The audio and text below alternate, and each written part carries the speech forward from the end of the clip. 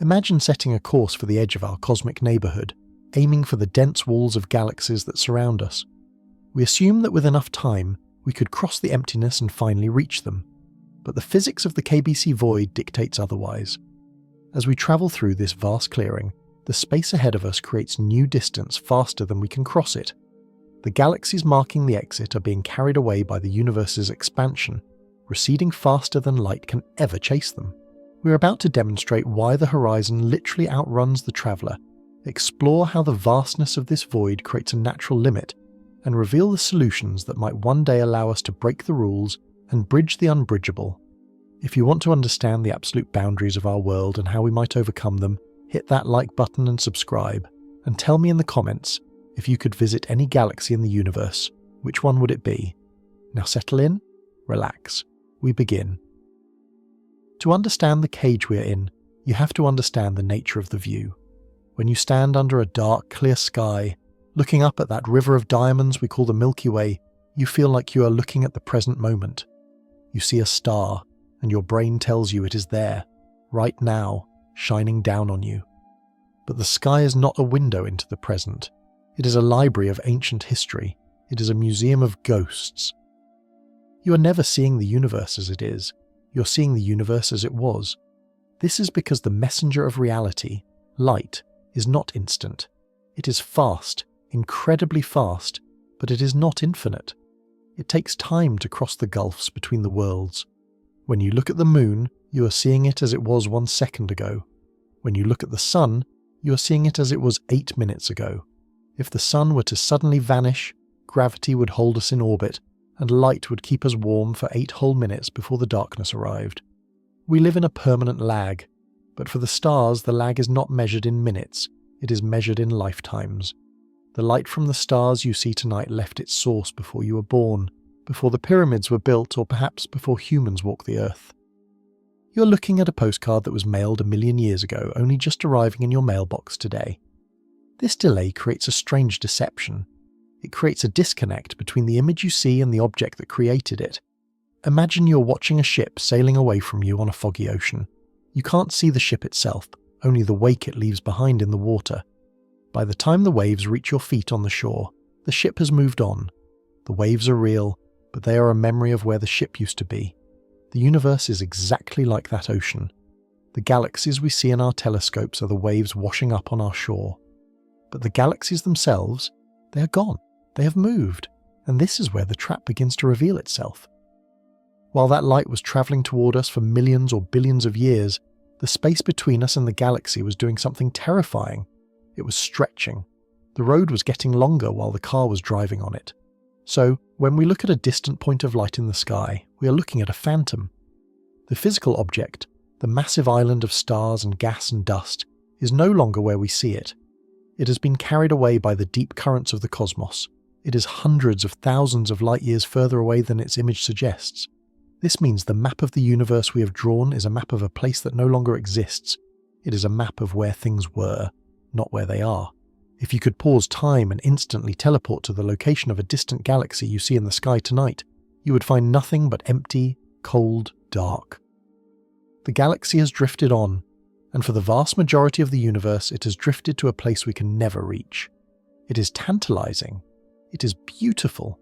It hangs there in the sky, beckoning us to come and explore. But it is a mirage. We are like a person trapped on an island watching ships sail over the horizon. We can see their masts, we can see their lights, but they have already crossed a line of no return. The sky is full of things we can see, but can never touch. We're staring at a locked door, and the light we see is just the glow coming from underneath the frame. The universe is not hiding its size from us, it is hiding its exit. To understand why we cannot simply build a faster engine to catch these drifting ghosts, we have to look closely at the reason we are stuck. We have to look at the speed of light. We usually think of light as something that travels through space, like a vehicle on a highway. We think that if we just build a better rocket, or find a new fuel source, we could eventually overtake it. But light is not a car. Light is the speed limit of the road itself. In our universe, there is a hard mathematical rule. Nothing with mass can ever reach this speed, but the rule goes deeper than just motion. This speed, 300,000 kilometers per second, is not really about light at all. It is the speed of causality. It is the maximum speed at which two things in the universe can talk to each other. It is the speed at which reality updates. Imagine the universe is a massive, complex simulation. The speed of light is the frame rate. It is the fastest that information can travel from point A to point B. If you try to move faster than this, you start arriving at places before the universe has had time to define them. You break the sequence of cause and effect. You would be a ghost, walking into a future that hasn't been written yet. This speed limit is the absolute wall of our prison. It ensures that the story of the universe happens in the right order, but this law has a loophole, and it is a loophole that works against us. While matter and information are stuck obeying the speed limit, space itself is not. The stage we walk on does not have to obey the rules of the actors. Space has no mass. Space carries no information. Therefore, space can expand as fast as it wants. It can stretch faster than light. This is the mechanism of the trap. The road is lengthening faster than our car can drive. Because the universe has a speed limit for us, but no speed limit for the dark void between the galaxies, a gap is created. A gap that grows wider every single second. We are running on a treadmill that is accelerating, and the destination we want to reach is moving away from us faster than the laws of physics allow us to run.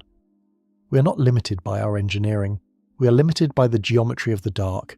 The universe is ensuring that parts of itself remain forever secrets, locked away behind a wall of expanding nothingness that no signal can ever cross. For most of human history, we thought of space as a stage. We imagined it was a static, frozen box where the drama of the stars played out. The planets moved, the comets flew, and the stars exploded, but the black background behind them was just there. It was empty. It was passive. It was nothing. We were wrong. Space is not a stage. It is an active participant in the story. It is a living, breathing thing that can bend, twist, warp, and, most importantly, grow. It is more like a fabric than a vacuum. And right now, between every galaxy in the universe, that fabric is stretching. New space is being created out of nothing, every single moment. This is a difficult concept to visualize because our brains are built for a static world. When you walk down the street to the store, the pavement doesn't multiply beneath your feet. A kilometer is always a kilometer. But on the cosmic scale, distance is not constant. Distance is unstable. Imagine you're standing on a giant sheet of black rubber that stretches out in all directions. You paint two white dots on the rubber. One is you, and one is a destination you want to reach. Now you start walking toward that dot.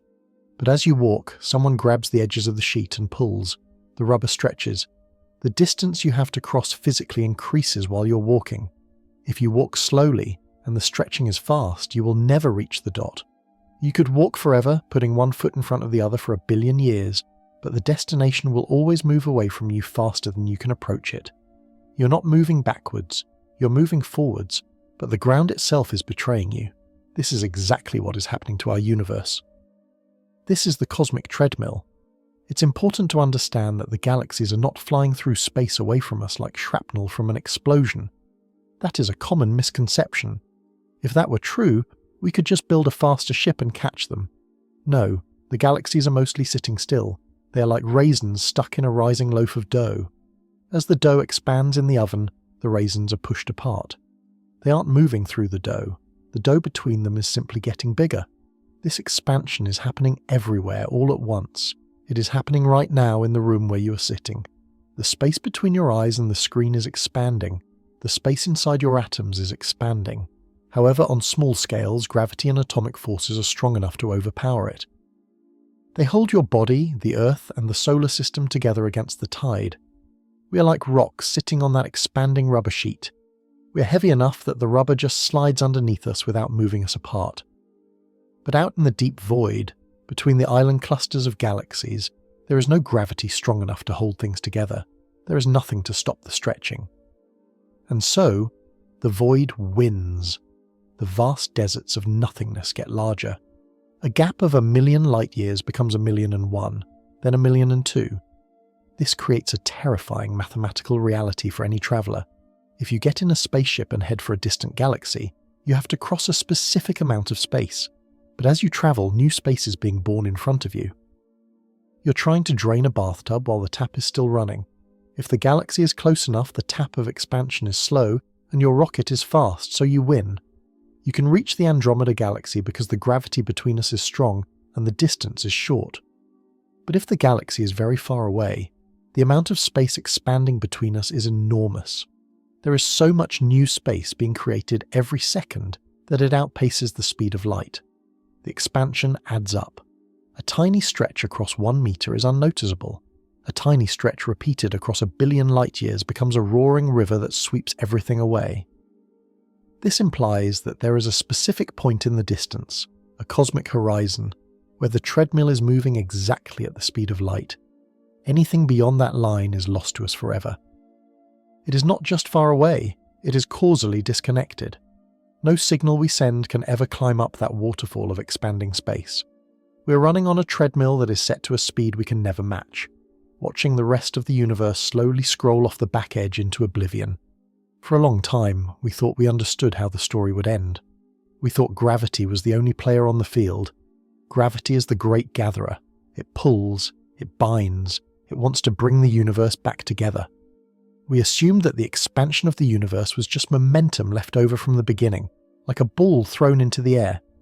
We knew the ball was moving up, but we were certain that the gravity of the Earth, the gravity of all the stars and galaxies, was slowing it down. We thought that eventually the ball would stop, hang in the air for a breathless moment, and then fall back down. Or perhaps, if we were lucky, it would just drift forever, getting slower and slower, but never quite stopping. We were wrong. The ball is not slowing down, the ball is attached to a rocket engine and is accelerating into the clouds. Something is pushing back against gravity, and it is winning. We call this force dark energy, but that is just a label we put on a mystery we do not understand. It is a placeholder name for the unknown, like marking "Here be dragons" on a map of the ocean. We do not know what it is, but we know what it does. It is the fuel that drives the expansion. It is the wind that fills the sails of the void. The terrifying thing about this force is where it lives. It does not live in the stars. It lives in the emptiness. It seems to be a property of space itself. This means that empty space is not truly empty. It is filled with a pressure, a hidden spring that wants to uncoil. And this creates a runaway feedback loop. Think about it. As the universe expands, there is more space. Because there is more space, there is more dark energy. Because there is more dark energy, the universe expands faster, which creates even more space, which creates even more dark energy. It is a self-sustaining engine of isolation. It builds the road ahead of us faster and faster, ensuring that the gap between us and the rest of creation grows wider with every passing second. Gravity, the force that builds solar systems and holds our feet to the ground, is losing the war. Gravity is strong when things are close together. It locks the Earth to the Sun and the Sun to the galaxy. But out in the deep, dark gulfs between the clusters, gravity is weak. It is a whisper across a canyon, and there, in the silence, dark energy is screaming. About 5 billion years ago, this invisible engine took control. Before that, gravity was fighting a good fight. But as the galaxies drifted apart, gravity got weaker, and the dark push got stronger. We passed a tipping point. The universe shifted gears. We are now in the era of acceleration. We are in a car with the throttle jammed to the floor, racing toward a horizon that is fleeing from us. This engine will not stop. It will not run out of fuel because its fuel is the very space it creates. It will keep pushing until it has scoured the sky clean, leaving us alone in a perfect, cold, black void. It is important to feel the scale of this power. It is not a subtle nudge. Dark energy makes up roughly 70% of the entire energy budget of the cosmos. Everything you can see, every star, every planet, every gas cloud, you, me, the chair you're sitting on, that is all just dust on the windshield. We are the minority.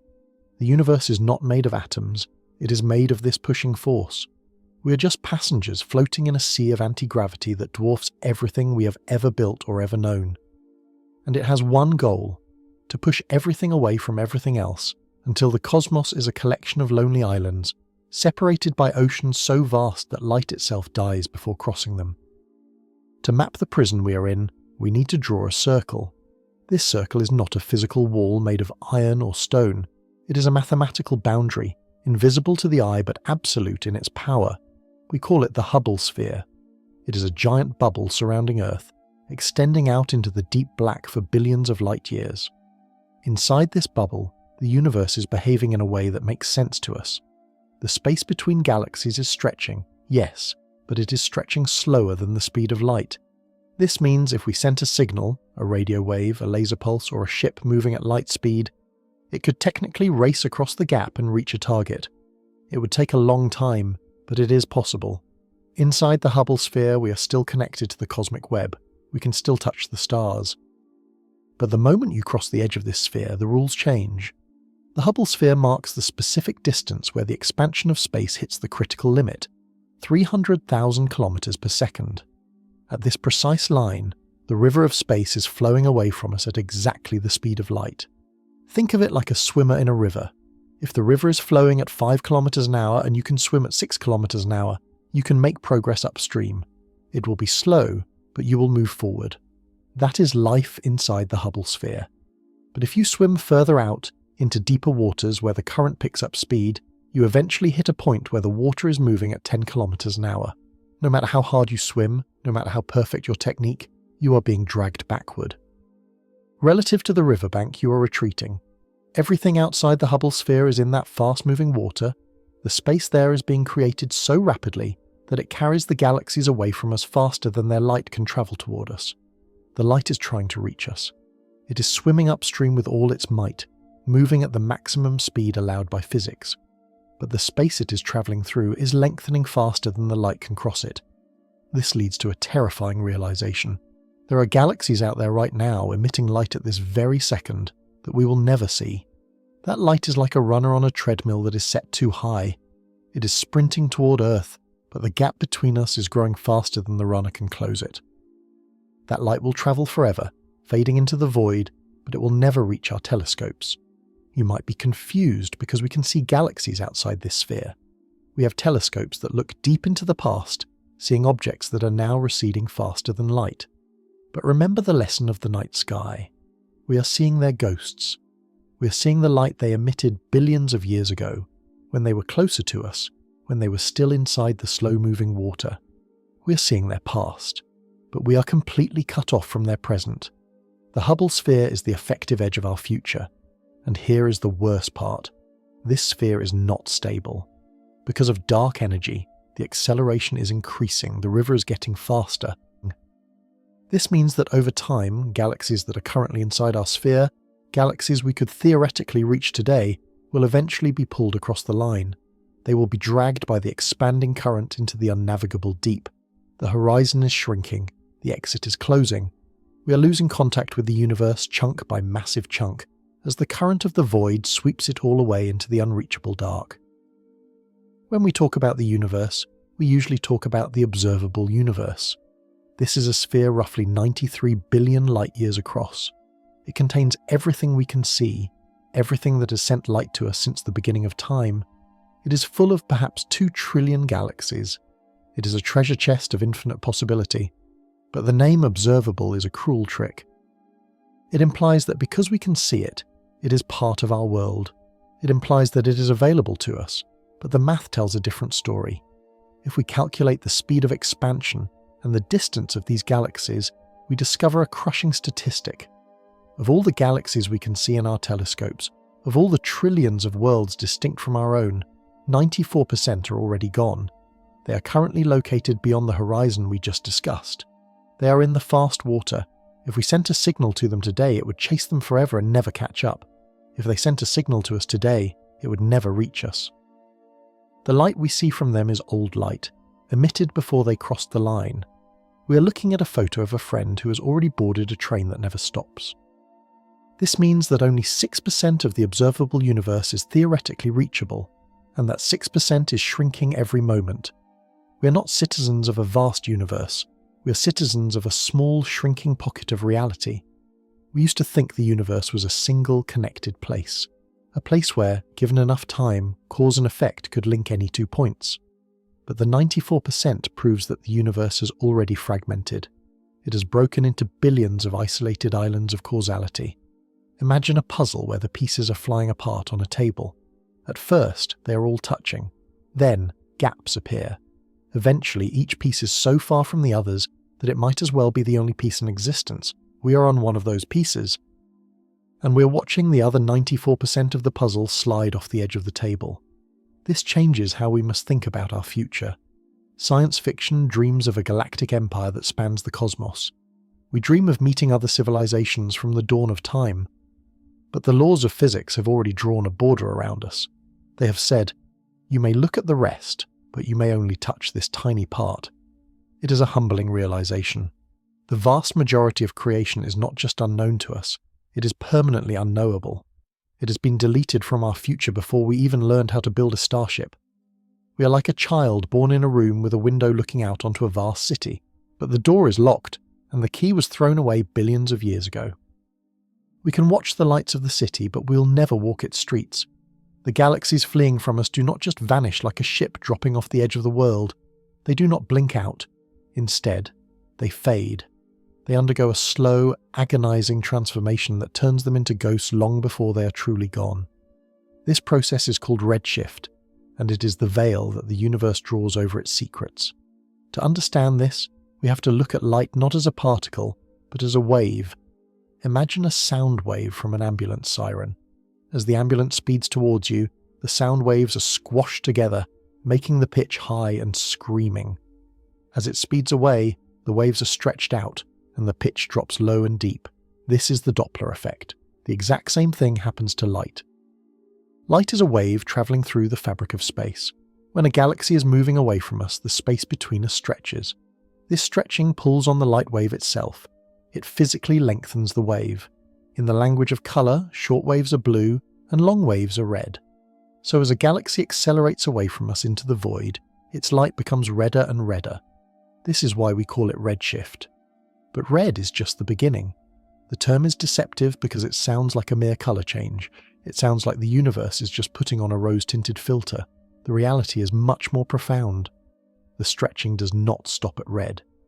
As the expansion drags the galaxy faster and faster, the light is stretched beyond the limits of human vision.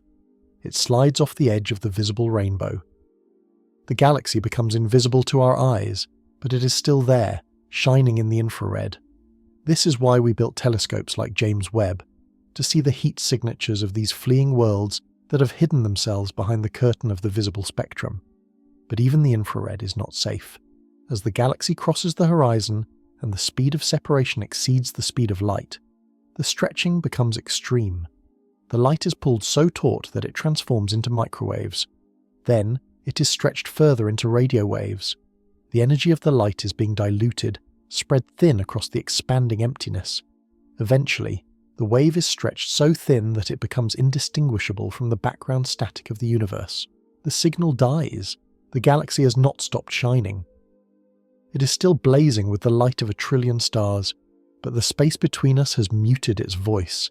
It is screaming into a void that swallows the sound. This creates a terrifying illusion for us observers. When we look deep into the dark, we see blackness. We assume the blackness is empty. We assume there is nothing there. But in truth, that blackness is full. It is teeming with galaxies, stars, and perhaps civilizations. We just cannot see them anymore. They have been redshifted into silence. We are surrounded by a graveyard of light. The photons that reach us from these distant places are so tired, so stretched, that they have lost the energy to trigger our retinas or even our sensors. The universe is not just moving away from us, it is actively hiding itself. It is cloaking its exit. This redshift is the mechanism of our isolation. It is the fog that rolls in to cover the sea, and as the dark energy engine accelerates, this fog is getting thicker. It is creeping closer. Galaxies that are currently bright and blue will one day turn red. Then they will turn dark. Then they will vanish. We are watching the lights of the cosmic house being turned off, room by room, until we are left alone in the only room that remains lit, our own. There is one final haunting layer to this disappearance. You might imagine that when a galaxy crosses that line, when it passes the point of no return, it simply winks out. You might think it looks like a light bulb blowing, leaving only darkness behind.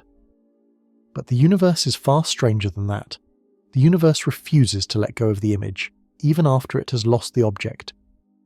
This is because of time dilation. As a galaxy approaches the horizon of the observable universe, it is moving away from us at speeds approaching the speed of light. And as Einstein taught us, as you approach light speed, time begins to warp. If we could see a clock on the wall of a civilization in one of these distant galaxies, we would see something impossible. As the galaxy gets pushed faster and faster by the expanding space, the hands of their clock would seem to slow down. 1 second for them would take 2 seconds for us to see, then 10 seconds, then a year, then a century.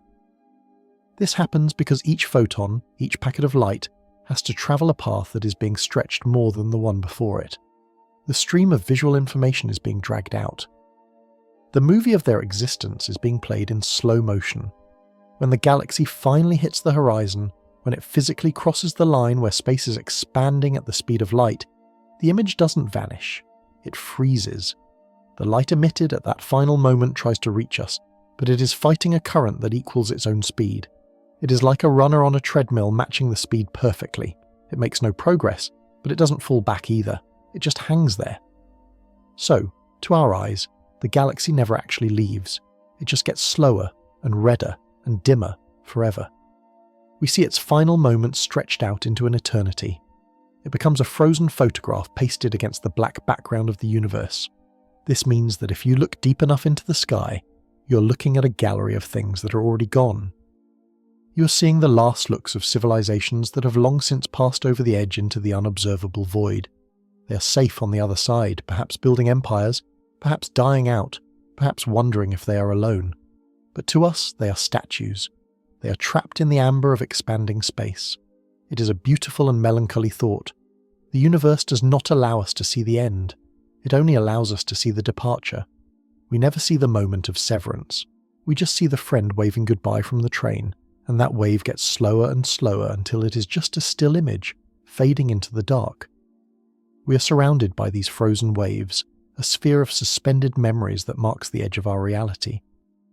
And behind that image, in the true darkness, the galaxy is rushing away, lost to us, leaving only its shadow behind to keep us company. This leads us to the most uncomfortable truth of modern astronomy. It is a realization that changes how we must look at every beautiful picture of deep space we have ever taken. It is the great deception. We build maps of the universe. We plot the coordinates of galaxies. We name them. We study their shapes. We pretend that they are places we could go. But the reality is that we are mapping a graveyard. Everything we have discussed so far, the expansion, the speed of causality, the redshift, the time dilation, it all combines to create a massive disconnect between perception and reality. The light we see is real. The information it carries is real. But the location it points to is a lie. If you pointed a ship at a galaxy on the edge of our vision and engaged an engine that could move at 99% of the speed of light, you would be chasing a memory.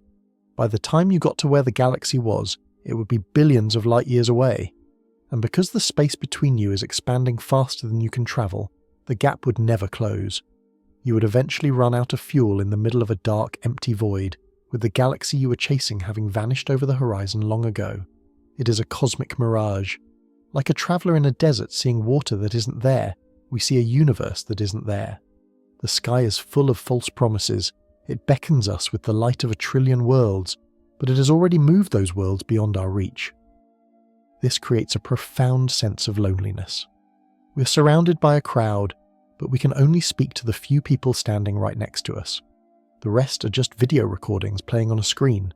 The universe we see is like a star map found in the wreckage of an ancient ship. It shows islands that have long since sunk beneath the waves.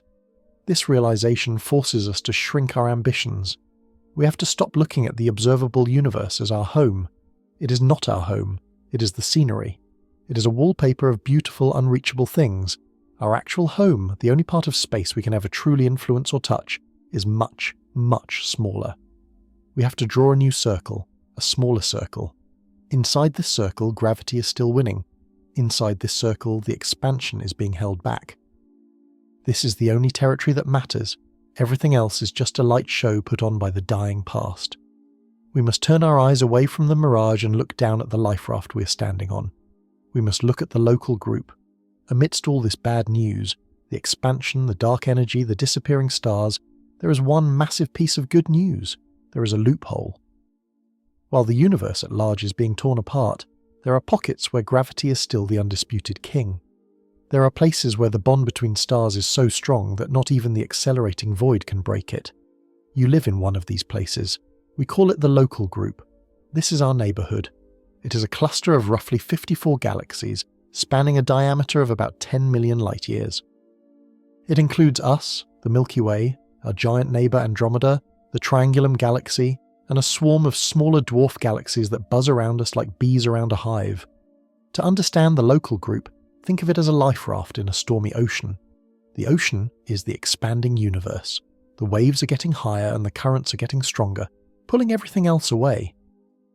But on the raft, things are stable. The wood is held together by nails and rope, by gravity. We are lashed to our neighbours. This region is gravitationally bound. That is the key phrase. It means that the mutual pull between the Milky Way and Andromeda is stronger than the push of dark energy. We are heavy enough and close enough to ignore the expansion of the universe. While the rest of the cosmos runs away from us, the local group stays together. This changes the definition of home. We used to think of Earth as our home, then the solar system, then the Milky Way. But in the deep future, the local group will be the only home there is. It is the only territory that will remain accessible. If humanity, or whatever we become, survives for billions of years, this 10 million light-year bubble will be our entire kingdom. We will be able to travel between these galaxies. We will be able to colonize them. We will be able to build a civilization that spans this cluster, but we will never go beyond it. The local group is not just a location. It is a bunker. It is a fortress designed by gravity to protect a handful of galaxies from the loneliness of the void. Outside our walls, the storm of expansion is raging, washing away the roads to the rest of the universe. But inside, we are safe. We are together, and we are moving closer. The most important relationship in this bunker is between us and Andromeda. If you look at the sky from a dark place in the northern hemisphere, you can see it with your naked eye, a faint, fuzzy smudge of light. That smudge is a city of 1 trillion stars, larger than our own Milky Way, hurtling towards us at 110 kilometers per second. In a universe defined by things moving away, Andromeda is the great exception. It is the only major object in the cosmos that is rushing to meet us. This is not a collision in the sense of a car crash. It is a merger. It is a marriage. 4.5 billion years from now, just as our sun is beginning to swell into a red giant, Andromeda will arrive. The view from Earth will be spectacular. The night sky will be dominated by a galaxy stretching from horizon to horizon, its spiral arms mixing with our own. The gravity of the two giants will tear at each other. Gas clouds will slam together, igniting a firestorm of new starbirth. The sky will blaze with the light of millions of newborn blue suns. It will be chaotic, violent, and beautiful. But it will not be destructive to life. The spaces between stars are so vast that individual solar systems will almost certainly not collide. We will simply pass through each other, swing around, and eventually settle down. Over billions of years, the two spirals will lose their shape. They will merge into a single, massive ball of light, a giant elliptical galaxy. Astronomers have already named this future home Milkomeda. This merger is the final act of consolidation for our local reality. It seals our fate. By combining the two biggest players in our region, gravity ensures that we will never be pulled apart. We are building a super galaxy that will stand as a monument against the dark. When the merger is complete, the night sky will look very different. The band of the Milky Way will be gone, replaced by a spherical glow of stars surrounding us on all sides. We will be the citizens of a new, larger, and permanent capital city at the centre of our shrinking world. But while we are securing our bond with Andromeda, we are losing our connection to everything else. The universe is full of structures called filaments. These are vast bridges of dark matter and gas that connect galaxy clusters like a spiderweb. They are the highways of the cosmos, the roads along which matter flows. For billions of years, the Milky Way and the local group have been connected to other clusters by these thin, fragile tendrils. We are part of a larger web. We have had a gravitational relationship with the Virgo cluster, a massive city of galaxies some 60 million light-years away. For a long time, it looked like we might eventually fall into Virgo, joining a much larger metropolis, but that future has been cancelled. The dark energy engine has revved up too high. The expansion of the space between us and Virgo is now too fast. The gravity trying to pull us together is being overwhelmed by the space pushing us apart. We can see the bridges breaking. The filaments of gas that connect us to the rest of the web are being stretched thin. Like taffy being pulled too hard, they are snapping. We are untethering. This is a quiet catastrophe. It is the burning of the bridges. The roads that led out of town are crumbling. We are becoming an island in the truest sense of the word. The gravitational influence of the Virgo cluster is fading. We are no longer a suburb of a greater city. We are drifting out into the open ocean, alone. This implies that the local group is not just a stable structure.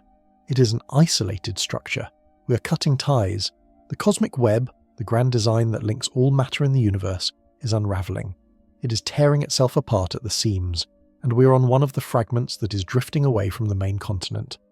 In 2014, scientists made a breathtaking announcement. They had mapped the flows of thousands of galaxies and discovered that we were part of something enormous. They named it Laniakea, a Hawaiian word meaning immeasurable heaven. Laniakea is a supercluster. It is a watershed of gravity, a region 500 million light-years wide containing 100,000 galaxies. It looks like a flowing river system of light, with all the galaxies drifting toward a central valley. It was a beautiful idea, that we belonged to a country of stars so vast the human mind could barely comprehend it. But almost as soon as Laniakea was discovered, we realized it was a lie. Laniakea is a ghost. It is a structure that looks real on a map of the present, but has no future. Because of dark energy, Laniakea is dissolving. The different parts of this supercluster are already moving away from each other. The gravity holding it together is not strong enough to fight the expansion. It is a kingdom that is falling apart before it ever truly unified. We are currently on the edge of this structure and we're drifting away from the center. We will never reach the heart of Laniakea. The immeasurable heaven is being measured and it is being found wanting. It is being torn into shreds by the expanding void. This is the tragedy of a large-scale structure in our universe. There is a size limit to what can survive. Anything smaller than the local group, like a galaxy or a tight cluster, can hold itself together.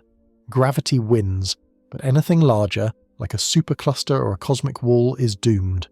The expansion is too strong on those scales. So Laniakea is not a place. It is a fleeting pattern. It is like a shape formed by foam on the surface of a rushing river. It looks like a structure for a moment, but the currents underneath are already tearing it apart. We are not citizens of Laniakea. We are citizens of a dissolving empire, watching our fellow provinces drift away into the dark, never to be seen again. There is one final lingering mystery in our motion that haunts astronomers. Even as the universe expands, and even as the superclusters dissolve, we are still moving. We are not just drifting aimlessly, we are being pulled. If you measure the velocity of the Milky Way, you find something disturbing. We are racing through the cosmos at a staggering speed of 600 kilometers per second. This is not the expansion of space. This is peculiar velocity. This is actual motion toward a specific destination. Something out there is dragging us. Something massive. For decades, we didn't know what it was. The problem was that the destination lay in the one place we couldn't look. It lay directly behind the zone of avoidance. This is the thick, dusty band of our own Milky Way galaxy that cuts across our night sky. It acts like a blindfold, blocking our view of nearly 20% of the universe. We knew we were being pulled toward this blind spot, but we couldn't see the source. It was a gravitational ghost, a monster in the dark. We called it the Great Attractor. Using radio telescopes that can pierce through the dust, we eventually found it. It is a gravitational valley of titanic proportions.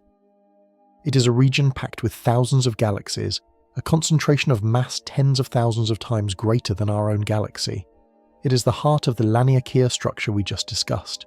It is the drain down which all the local rivers of gravity are trying to flow. But here is the cruel twist. We are rushing toward the Great Attractor. We are feeling its pull. We are obediently following the curve of gravity it has cut into space, but we will never get there. The Great Attractor is hundreds of millions of light years away, and as we race toward it at 600 kilometers per second, the space between us is expanding even faster. The treadmill is winning. We are like a boat caught in a current, being pulled toward a waterfall. We can feel the speed increasing. We can feel the water rushing. But the river is lengthening so fast that the waterfall is receding. The Great Attractor is a destination that exists only in our momentum, not in our future. This is the ultimate symbol of our cosmic frustration. We can feel the influence of the greater universe. We can feel the gravity of these massive structures pulling on our atoms. But the laws of dark energy have severed the connection. We are being tugged by a rope that has already been cut. The Great Attractor will remain forever a mystery on the horizon, a phantom capital city that rules us from a distance, but which we are forbidden to ever enter. The force of the expansion is so absolute that it overrules even this, the greatest concentration of matter we have ever known. We are being pulled toward a door that is already closed. If the galaxy clusters like the local group are the cities of the universe, and the filaments are the roads, then what is the rest? What lies in the vast silent spaces between these islands of light? We call them voids, and they are not just empty stage dressing. They are the dominant feature of our reality. When you look at a map of the universe, you notice something strange. The galaxies are not spread out evenly like butter on toast. They are clumped together in thin, stringy lines. They form walls and sheets, but inside those walls there are massive spherical regions of absolute nothingness. Imagine a sink full of dish soap bubbles. The galaxies are the thin film of water and soap that makes up the surface of the bubbles. The voids are the air trapped inside.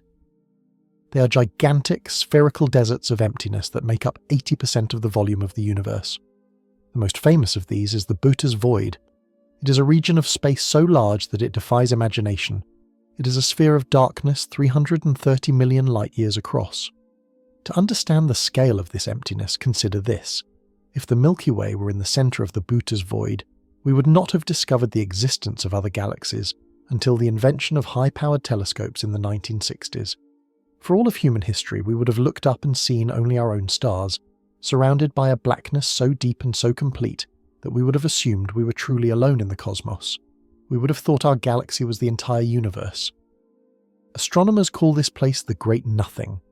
In a region this size, we should expect to find thousands of galaxies. Instead, we have found only 60. It is a ghost town on a cosmic scale. But the voids are not just static holes, they are growing. This is the mechanism of the expansion we have been talking about. Dark energy is strongest in the voids because there is no gravity there to fight it. So the voids are expanding balloons. As they inflate, they push the galaxy clusters closer together into the thin walls between them. This creates a squeezing effect. We are being pushed into tighter and tighter clumps by the expanding emptiness around us. The Butter's Void, and others like it, are the engines of our isolation. They are the growing oceans that are separating the continents. As time goes on, these voids will merge. The thin walls of galaxies between them will stretch and snap. The bubbles will pop and combine into larger bubbles. The result is a universe that becomes simpler, colder, and emptier. We are moving from a rich, interconnected web of life into a collection of lonely outposts separated by expanding deserts that no ship can ever cross. The void between is the true face of the future. The stars and galaxies we love are just the debris floating on the surface of these expanding spheres of nothing. And the spheres are winning. They are taking over the map. We are living in the final era where the walls are still visible, before the bubbles grow so large that they push everything else over the horizon of the visible world. There is a date on the calendar of the universe that is more terrifying than the end of the world. It is the date of disconnection. For every galaxy outside our local group, there is a specific moment in time, a precise second, when it crosses the horizon of reachability. Before that second, a spaceship leaving Earth could, in theory, reach it. After that second, the journey becomes physically impossible. It doesn't matter if you build a ship that travels at 99.9% of the speed of light. The space between you and the target will simply grow faster than you can cross it. You will die in the void, with the target further away than when you started. This isn't just a future problem. For billions of galaxies, that date has already passed. The door is already locked. We often talk about the universe as if it is waiting for us. We imagine that one day, when we are advanced enough, we will set sail for the stars. But the universe is not waiting. It is leaving. Imagine you are standing on a dock, watching a boat sail away. There is a long rope connecting you to the boat. As long as you hold the rope, you are connected. But the boat is accelerating. The rope is unspooling from a coil at your feet. Eventually you reach the end of the rope. It snaps tight, tears out of your hands, and falls into the water. That is the moment of disconnection. For us, the rope is a photon of light. If we leave now, we can catch the boat. But if we wait, the boat will be moving too fast for even light to catch it. We can calculate this deadline. For a galaxy that is currently just on the edge of the Hubble Sphere, the deadline is now. For galaxies a bit closer, we might have 1 billion years. But the clock is ticking for every single object in the sky outside our local cluster. And here is the tragedy of the unreachable future. There are civilizations that might be born in those distant galaxies 1 billion years from now. They will look up and see the Milky Way. They will see our light. They might even build powerful telescopes and see Earth. They might see that we exist. But if they try to call us, or if they try to travel to us, they will find that the bridge is already out. We will be forever visible to them, but forever untouchable. We will be a ghost in their sky, just as they are a ghost in ours. The universe allows us to look, but forbids us to touch. We are trapped in a causality cage where we can see the people in the other cells, but the hallway between us is expanding faster than we can run. This creates a profound sense of urgency. Every moment we waste, another galaxy slips over the edge. Another potential destination is deleted from the map of human possibility. We are losing a galaxy every time you blink. The universe is shedding its possibilities like a tree shedding leaves in autumn, and once they hit the ground, they are gone forever.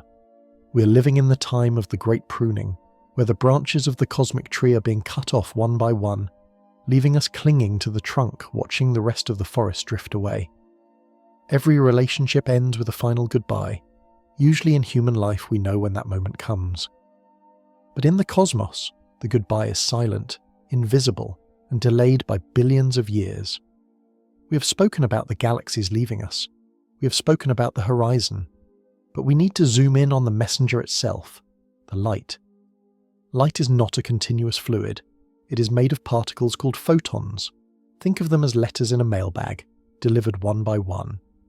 A galaxy is a writer that never sleeps, constantly writing letters and throwing them into the mailbox of the universe, addressed to us.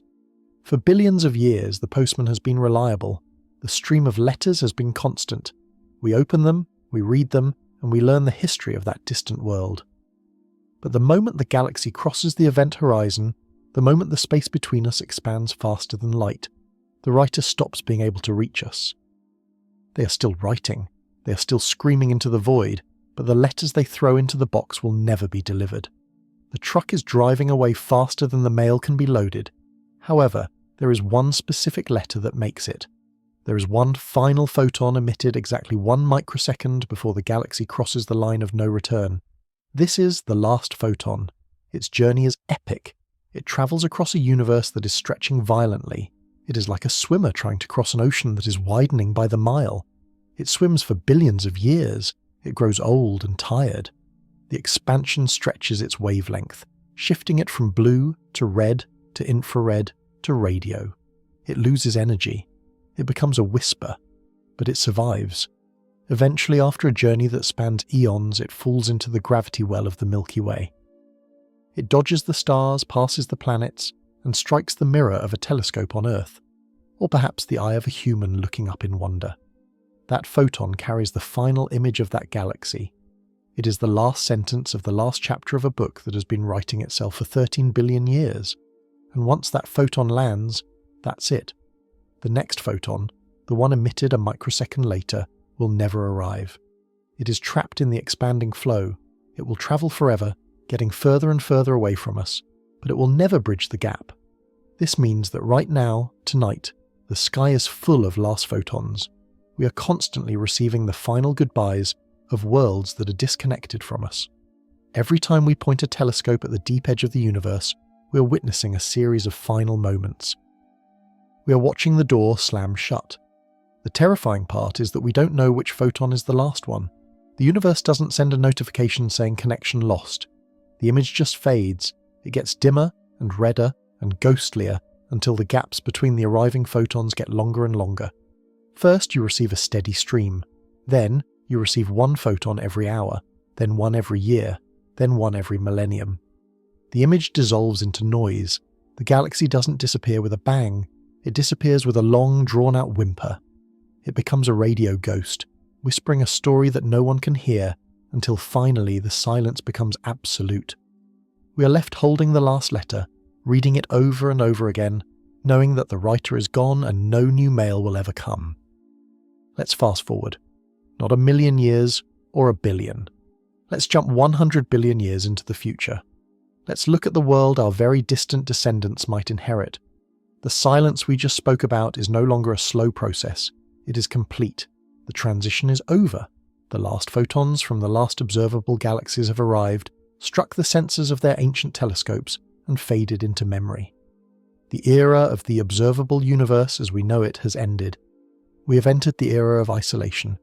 If you were to stand on the surface of a planet in this future epoch and look up, the sky would be unrecognizable. The band of the Milky Way would be gone, absorbed into the spherical glow of the giant elliptical galaxy, Milkomeda. The night sky would be a brilliant uniform haze of stars, trillions of them, old and red, burning slowly in the dark. But if you looked past those stars, if you tried to peer into the deep space beyond our galaxy, you would see nothing. Absolute, crushing blackness. The other galaxies, the trillions of islands we see today in our Hubble deep fields, have all been swept over the horizon. The expansion of space has accelerated to such a degree that the space between Milkomeda and everything else is stretching faster than light, faster than information, faster than hope. The rest of the universe has not just moved away, it has been causally deleted from our reality. It is hard to overstate the psychological impact this would have on a civilization. Imagine living on an island in the middle of an infinite black ocean. You have ships, but no matter how far you sail, you never find another island. You have telescopes, but no matter how deep you look, you never see another light. You are it. You're the only warm thing in an infinite cold. The cosmic background radiation, the afterglow of the Big Bang that we can still detect today, will have been stretched so thin that it is undetectable. The evidence of the universe's violent birth will be gone. The evidence of other galaxies will be gone. The evidence of the expansion itself will be gone. To a future astronomer, the universe will appear static, finite, and eternal.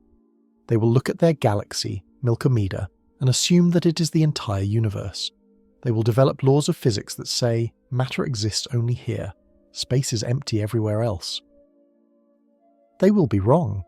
They will be tragically wrong, but they will have no data to prove otherwise. We are living in a privileged time. We are living in the brief window of cosmic history where the universe is transparent. We can see where we came from, and we can see where we're going. But that window is closing. The future is a time of solitude. It is a time when the universe locks the door and throws away the key, leaving us alone in our room.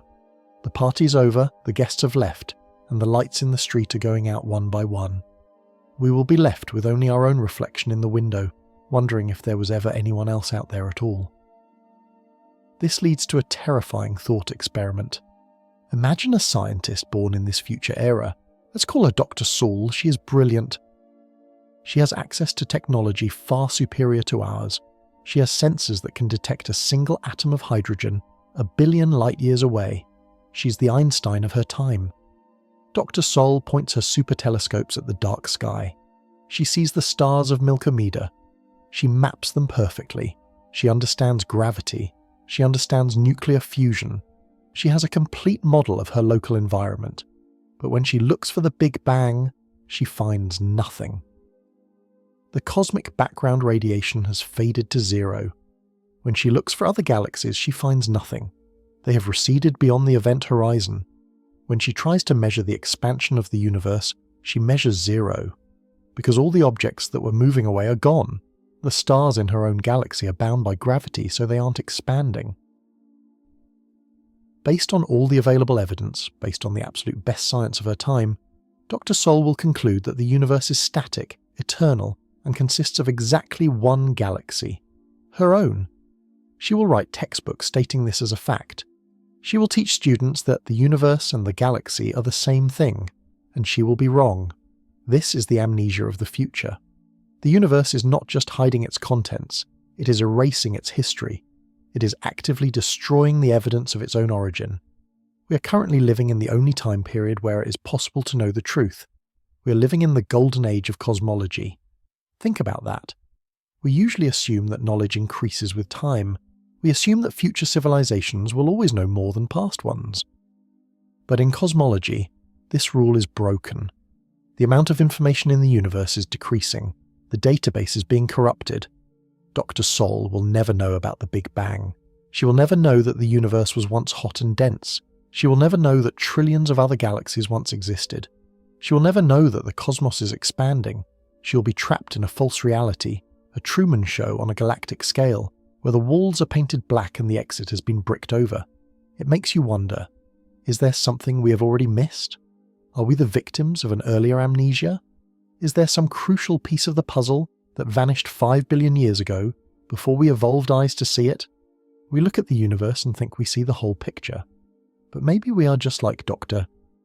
Sol staring at a fragment and calling it the whole. The universe is temporal. Truth is temporal. There are things that can be known today that can never be known tomorrow. We are the archivists of a disappearing reality.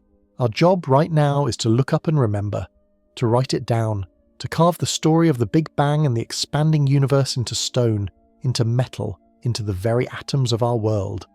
Because a day is coming when the sky will lie, and if we don't remember the truth, no one else ever will.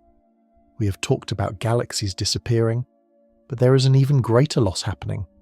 We are losing the echo of creation itself. We are losing the voice of the beginning.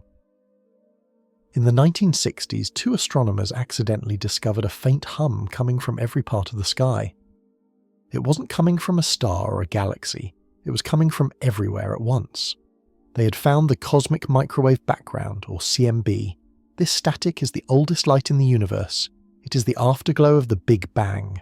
It is a baby picture of the cosmos taken when it was just 380,000 years old. It is the smoking gun that proves we live in an evolving, expanding universe. If you tune an old television to a channel between stations, about 1% of that black and white static on the screen is this ancient radiation. You're literally watching the Big Bang in your living room. But this light is dying. When it was first emitted, it wasn't a microwave hum. It was a blazing wall of orange-white fire. It was incredibly energetic. But over 13 billion years, the expansion of the universe has stretched that light. It pulled the short, energetic orange waves into long, lazy red waves. Then it pulled them into invisible infrared. And finally, it stretched them into the microwaves we see today. This stretching has not stopped. As the universe continues to expand and accelerates under the influence of dark energy, the wavelengths of this ancient light will get longer and longer. The voice of the Big Bang is getting deeper and quieter. In the deep future, the microwaves will be stretched into radio waves. They will become meters long, then kilometers, then light years. Eventually, the wavelength of a single photon from the Big Bang will be larger than the size of our galaxy. At that point, the radiation becomes physically undetectable. It will be like trying to catch a whale with a butterfly net. The signal will simply pass through our detectors, through our planets, and through us, without leaving a trace. The background hum of the universe will fade into absolute silence. This is the final nail in the coffin for future knowledge. Without the cosmic microwave background, there is no way to prove the Big Bang happened.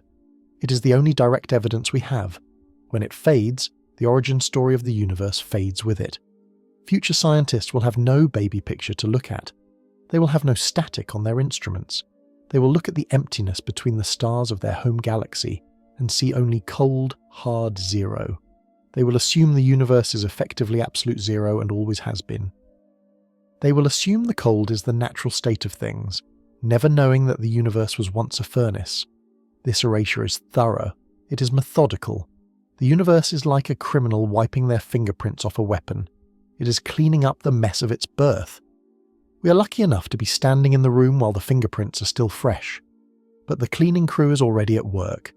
The evidence is being scrubbed away, photon by photon, leaving behind a perfectly sterile, perfectly mysterious crime scene that will baffle any detective born 100 billion years from now. When faced with these walls, the expanding void, the receding galaxies, the dying light, the human spirit has one instinct: build a faster ship. we look at the problem as an engineering challenge. We think that if we just discover a new fuel or invent a better engine, we can beat the universe at its own game. We have gone from horses to cars to rockets in a few hundred years. Why not from rockets to starships? But the barrier we face is not technological. It is fundamental. It is written into the source code of reality. To understand why we cannot chase down the fleeing galaxies, we have to look at the tyranny of the rocket equation. In space, speed comes at a price. To go faster, you need energy. To get energy, you need fuel. But fuel has mass.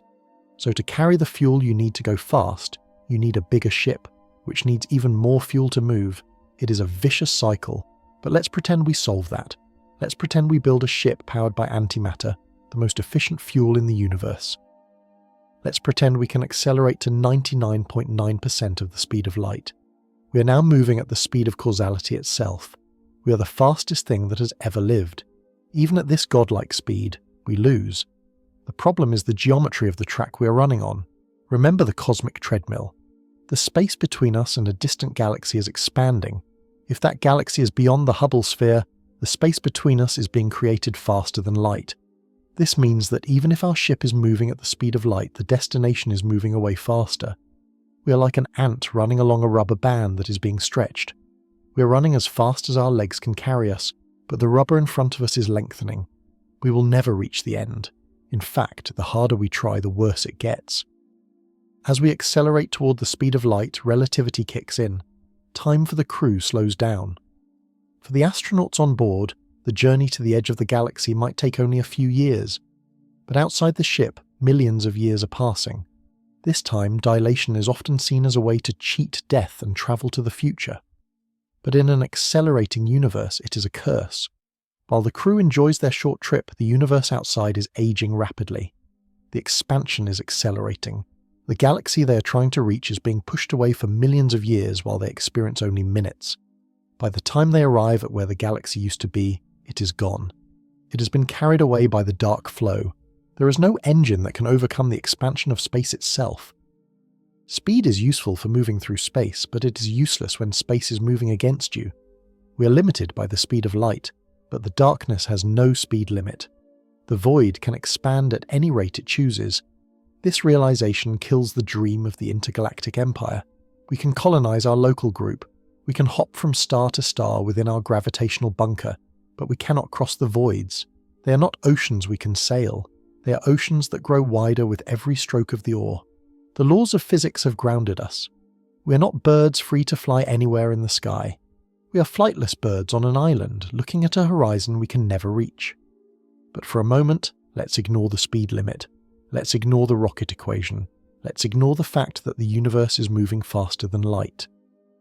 Let's pretend, just for the sake of argument, that we could build a ship that doesn't care about these rules. Let's focus purely on the cost. How much energy would it actually take to catch a galaxy that is fleeing over the horizon? To answer this, we have to think about gravity and expansion as a hill.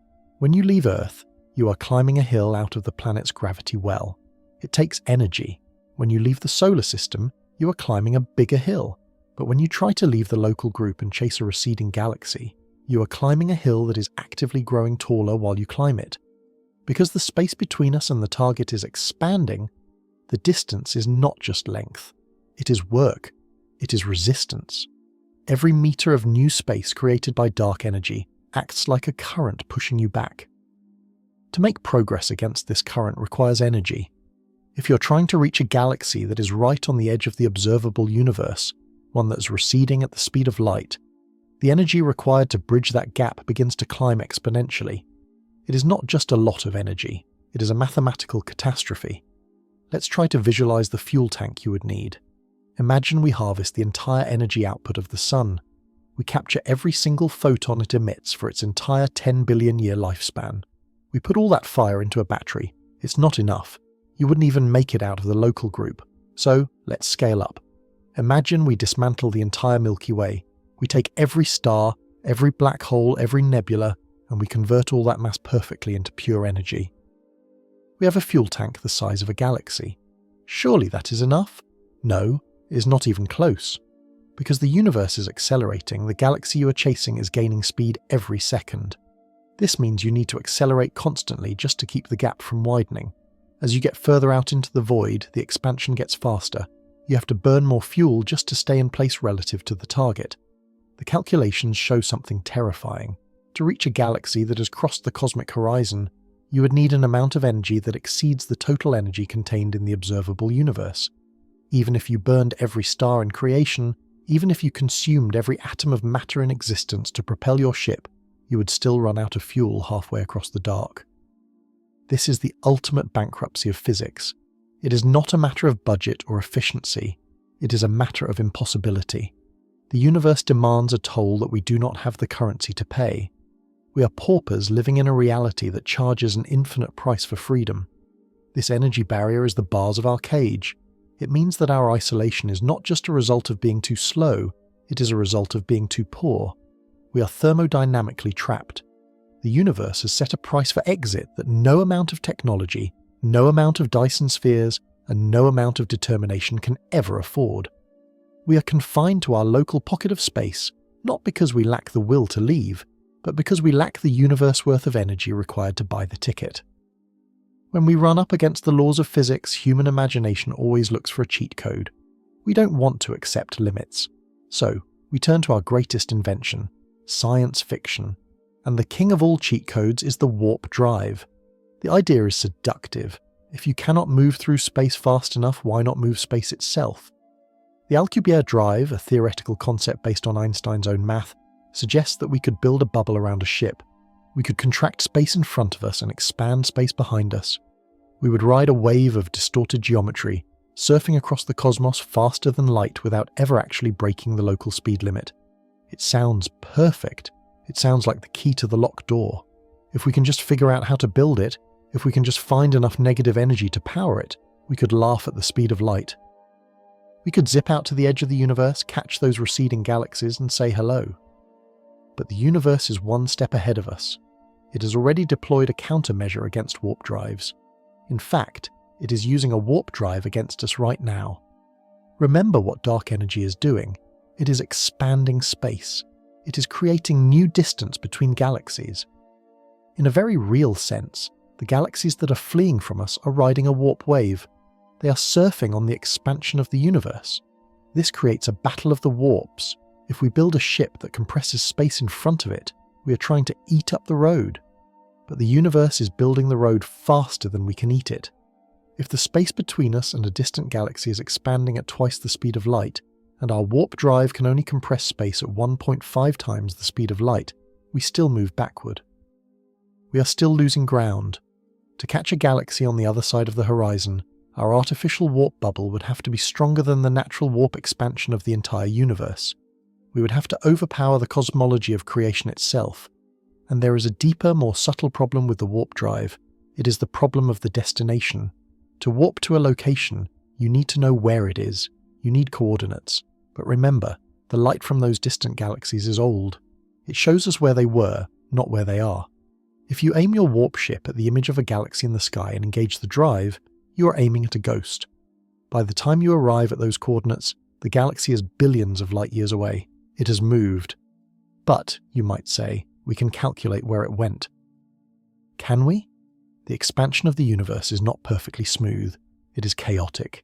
It is affected by the gravity of invisible dark matter clumps we cannot see. The further out you go, the more uncertain the map becomes. Trying to catch a galaxy that has left our horizon is like trying to shoot a bullet at a target that is moving faster than the bullet, in a dark room where you only saw the target once 10 years ago. You're not exploring, you're guessing. And finally, there is the issue of the horizon of the bubble. To build a warp drive, you need to send a signal ahead of the ship to tell space to compress. But that signal can only travel at the speed of light. If you're trying to move faster than light, you run into your own signal. You cannot tell the road to pave itself before you get there. This suggests that even if we could build a warp drive, we might be limited to speeds slower than the expansion of the dark. We might be able to visit our neighbours in the local group faster, yes. We might be able to cross our own galaxy in days instead of millennia. But the Great Void? The space between the clusters? That remains a bridge too far. The warp drive is a dream of escaping the cage, but the bars of the cage are made of the same fabric we're trying to bend. We cannot warp our way out of the geometry that defines us. There is one final reason why the universe will not let us leave our bubble. It is not about fuel, and it is not about speed. It is about story. It is about the logical consistency of reality itself. Physics is built on a simple rule: cause must come before effect. You cannot have the glass break before you drop it. You cannot die before you are born. For the universe to make sense, events must happen in a specific order. The speed of light is the guardian of this order. It is the maximum speed at which cause can travel. If you could move faster than light, you could outrun a signal. You could arrive at a destination before the news of your departure. You could create paradoxes where effects happen without causes. You could break the timeline. The expanding universe is a mechanism that protects this timeline. As galaxies move apart, they become causally disconnected. This means that an event happening in a distant galaxy can have absolutely no effect on us. It cannot touch us. It cannot hurt us. It cannot inform us. This separation is absolute. It divides the universe into isolated pockets of reality. Each pocket has its own now. Inside our local group, we share a causal future. What we do affects Andromeda, and what Andromeda does affects us. We are in the same story, but the galaxies beyond the horizon are in a different story. They are in a different book entirely. If we were able to bridge the gap, if we could build a wormhole or a warp drive that connected us to a galaxy fleeing faster than light, we would be punching a hole between two disconnected realities. We would be linking two places that the universe has decided should never meet. This suggests that the expansion of the universe might be a censorship mechanism. It is a way for the cosmos to prevent the chaos of infinite connectivity. By pushing things apart, the universe ensures that every civilization is trapped in its own causality cage. We are free to do whatever we want inside our cage. We can build, destroy, explore, and learn, but we can never influence the cages next door. The walls are not just made of distance, they are made of time. To cross the void would be to walk into a future that does not belong to us. This is a sobering thought. It implies that our isolation is not an accident. It is a feature. The universe is designed to keep its children separated. We are like patients in a hospital ward, separated by curtains that can never be opened, able to hear the faint breathing of others in the room, but forbidden from ever seeing their faces. The laws of physics are the nurses ensuring that we stay in our beds, trapped in our own private drama, forever safe from the complications of the world outside. We have spoken about the past and the present, and the mechanics of our isolation. But now we must confront the concept that ties it all together, the horizon itself. When you hear the term event horizon, you probably think of a black hole. You think of a dark sphere from which nothing, not even light, can escape. You think of a point of no return where you fall in. But we are currently living inside a cosmic event horizon that works in reverse. We are not falling in, things are falling out. In our universe, because of the acceleration caused by dark energy, there is a physical shell surrounding the Earth at a specific distance. This shell marks the absolute limit of our future influence. It is the end of history for us. Think of it like a spotlight shining into the dark. The light travels a certain distance and then fades. The event horizon is the edge of our spotlight. Anything inside this shell is part of our potential future. We could send a probe to it. We could beam a radio message to it. We could, in theory, touch it. But anything outside this shell is forever beyond our reach. If a galaxy is outside this horizon today, we can never reach it, no matter how long we wait. Even if we wait an infinite amount of time, a signal sent from Earth will never catch up to it.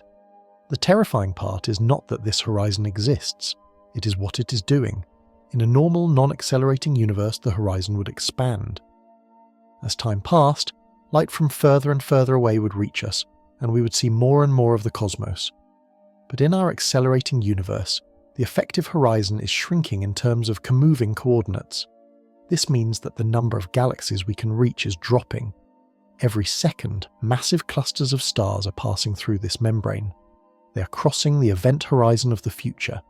Once they cross, they are gone. They still exist, somewhere out there in the dark, but they have been deleted from our potential destiny.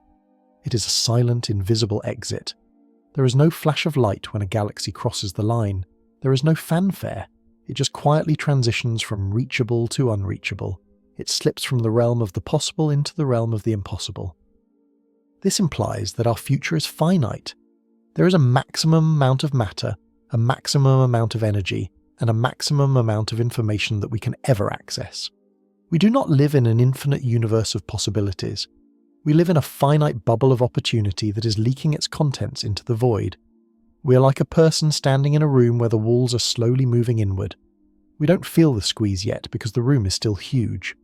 But the geometry of the universe dictates that the room is getting smaller relative to the things inside it. The event horizon of the future is the ultimate deadline. It tells us that we do not have forever to explore. It tells us that the universe is not a renewable resource. It is a limited offer, and the expiration date is written in the expansion of the dark. In all this darkness, there is a strange, bright irony. We have spent this entire journey talking about what we are losing. We are losing galaxies. We are losing the light of the Big Bang. We are losing the future. But if you flip that coin over, you find a profound truth about the present. We are the luckiest observers in the history of time. We are living in a Goldilocks zone, not of space, but of time. We are living in a brief shining window where the universe is perfectly observable. Think about it. If we had evolved too early, say, less than 300,000 years after the Big Bang, the universe would have been an opaque fog of plasma. We wouldn't have been able to see stars or galaxies because they didn't exist yet. The sky would have been a blinding wall of fire. If we had evolved too late, like our hypothetical Dr. Saul 100 billion years from now, the sky would be empty. The expansion would have already washed away the evidence of the Big Bang and the other galaxies. The universe would be a dark, silent mystery. But we are here now. We are here in the middle. We are here at the exact moment when the universe is old enough to have formed majestic galaxies and complex life, but young enough that the expansion hasn't yet erased the clues of its origin. We can look up and see the cosmic microwave background. We can look up and see the recession of distant galaxies. We can measure the redshift. We can see the story of the universe unfolding before our eyes. We are the only generation of a life that will ever have access to the full picture. This concept is called the golden age of cosmology. It suggests that human curiosity has coincided with the peak of cosmic visibility. It feels like a coincidence, and scientists hate coincidences. Why should we, a species of hairless apes on a rock orbiting an average star, be the ones to get the front row seat? Why did we wake up just before the show ended? Perhaps it is the anthropic principle at work. Perhaps we're here because this is the time when life is most possible. In the early universe, it was too hot and violent. In the far future, stars will burn out and energy will become scarce. We're here in the stelliferous era, the age of stars, when energy is abundant and conditions are ripe for intelligence. But regardless of the reason, the result is the same. We are the witnesses. We are the eyes of the universe. This gives us a responsibility. We are not just inhabitants of the cosmos. We are its memory. We are the archivists. Since we know that the evidence is disappearing, our duty is to record it. Our telescopes are not just tools of discovery, they are tools of preservation. Every image we take of a distant galaxy is a way of saving that galaxy from the oblivion of the future. We are building a library of light that will stand against the coming dark. When you look at a picture from the Hubble or James Webb telescope, don't just see a pretty collection of stars, see it for what it is.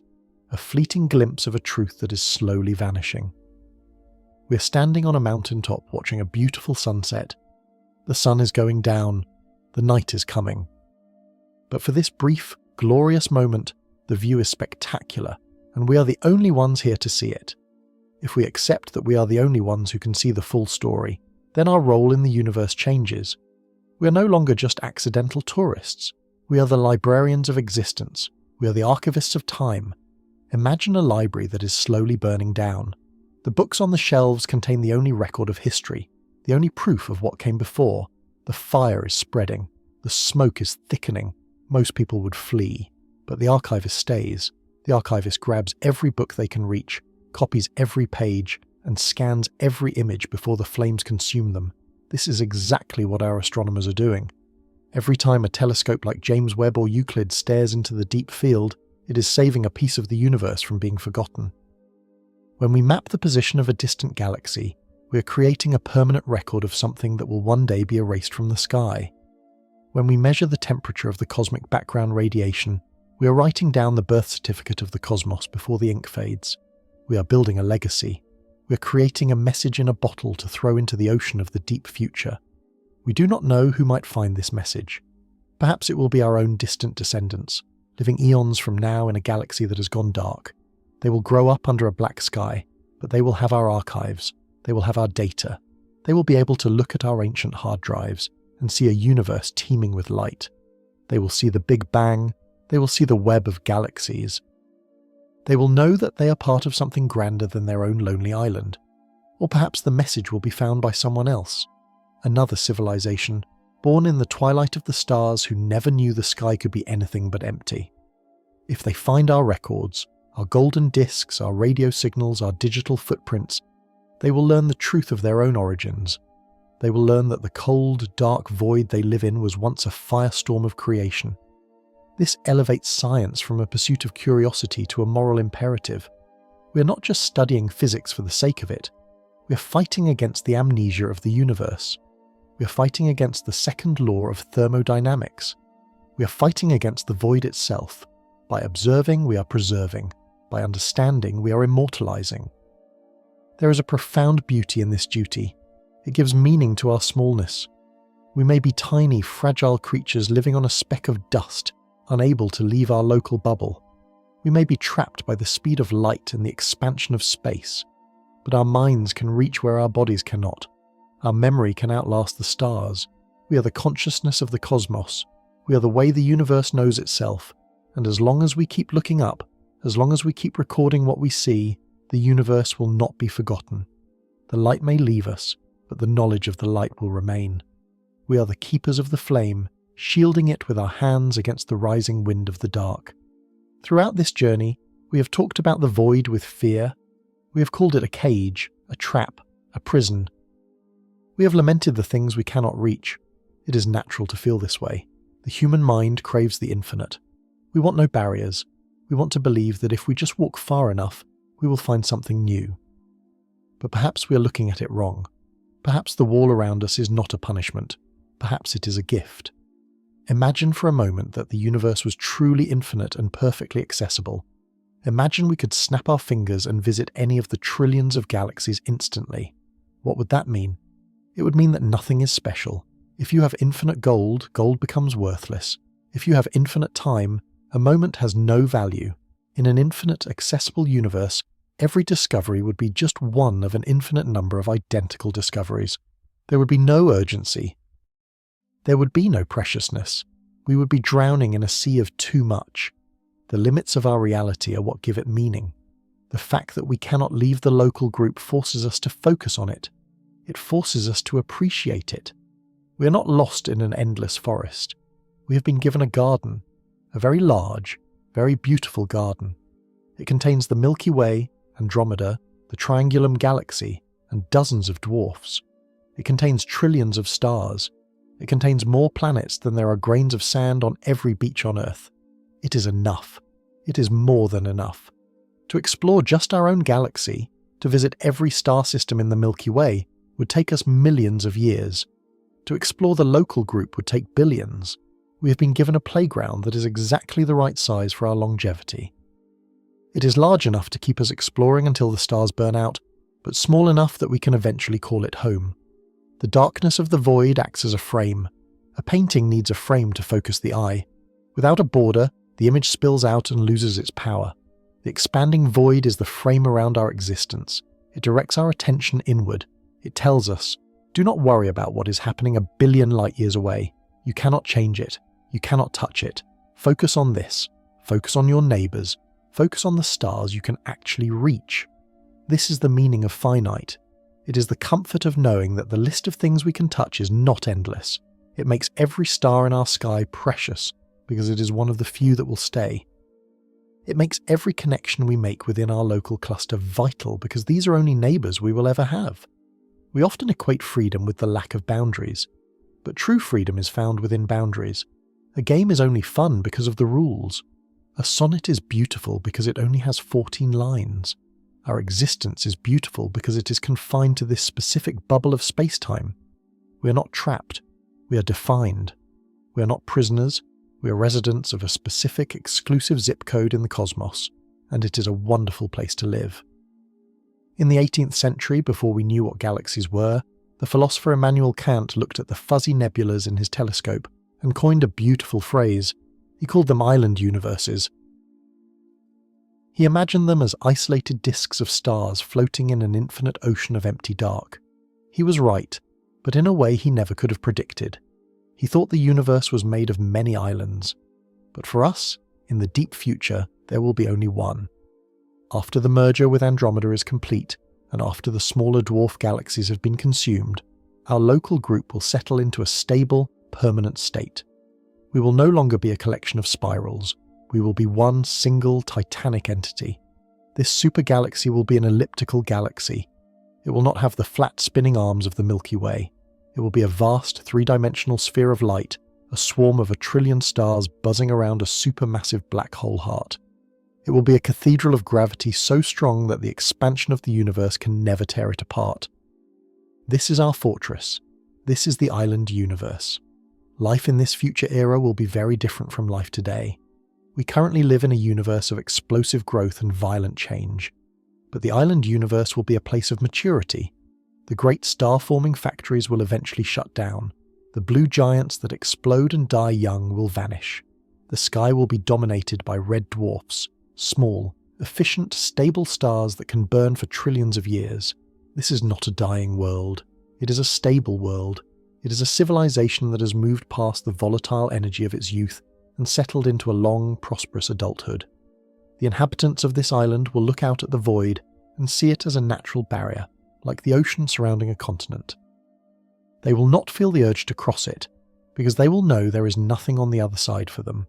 Their philosophy will not be about conquest or expansion. It will be about cultivation. When you cannot go further out, you go further in. They will master every inch of their domain. They will map every asteroid, colonize every habitable world, and harvest the energy of every black hole. They will turn the island universe into a work of art. Because they are trapped together, they will have to learn to live together. The isolation will enforce a kind of cosmic unity. There is no new world to escape to. There is no frontier to flee toward. There is only the island. This reality forces us to reevaluate our definition of forever. We usually think of eternity as endless time in endless space. But our version of eternity is endless time in finite space. We have a home that will last effectively forever. The red dwarf stars will keep the lights on for 10 trillion years. That is 1,000 times longer than the current age of the universe. We have barely begun the first second of our history. We are the babies of the cosmos, crying in the cradle, worried that the room is too small. But we have 1 trillion years of growing up ahead of us. We have 1 trillion years to turn this life raft into a luxury liner. The walls of the void are not closing in to crush us. They are closing in to hold us together. We are the lucky inheritors of the only piece of real estate in the universe that is built to last. And so, we come to the end of the journey. We have travelled from the deceptive lights of the night sky, across the expanding gulfs of the void, past the horizon of the future, and into the safety of our eternal island. We began by asking why it is impossible to escape the void. We found that the universe is rigged. It is designed to separate. It is designed to isolate. But in that isolation, we found a strange kind of peace. There is one final gift the void gives us. It gives us silence. We live in a loud universe. It is full of explosions, collisions, radiation storms, and the screaming energy of black holes. But the future is quiet. The expansion is a silencer. It is moving the noise away from us. It is pushing the chaos over the horizon. As the eons pass and the other galaxies fade and the background radiation cools to absolute zero, the universe will become a very still, very calm place. The frantic energy of the Big Bang will finally be exhausted. The universe will take a deep breath and relax. This silence is not empty. It is heavy with history. It is the silence of a library after the doors are locked. It is the silence of a museum after the visitors have gone home. It is a space where we can finally hear ourselves think. We are not trapped in the dark. We are cradled by it. The void is not a monster that wants to eat us. It is a blanket that is being pulled up to our chins. The universe is telling us that we do not need to conquer everything. We do not need to be everywhere. We just need to be here. The expansion of space is the ultimate deadline, yes, but deadlines are what make life precious. The fact that the view is disappearing is what makes the view beautiful. We are the only ones who will ever see the universe like this. We are the only ones who will ever know the full glory of the starlit sky. So tonight, when you look up, do not feel small. Do not feel trapped. Feel privileged. You're standing on the deck of the only ship that matters, sailing through a sea that is vast and deep and unknowable. The lights on the shore are fading, yes, the fog is rolling in, but the ship is strong, the engine is warm, and we have each other. The universe is closing its eyes, but we're still awake. We are the dream of the cosmos, remembering itself before the long sleep begins. Thank you for taking this journey with me into the deep dark. If this story changed the way you see the night sky, please leave a like and subscribe to the channel. It helps us keep the archives open. And before you go, tell me in the comments, do you find the idea of an isolated island universe terrifying or comforting? I read every answer. Now turn off the screen. Look at the stars if you can. Or just close your eyes and drift. The universe will still be here when you wake up. Good night.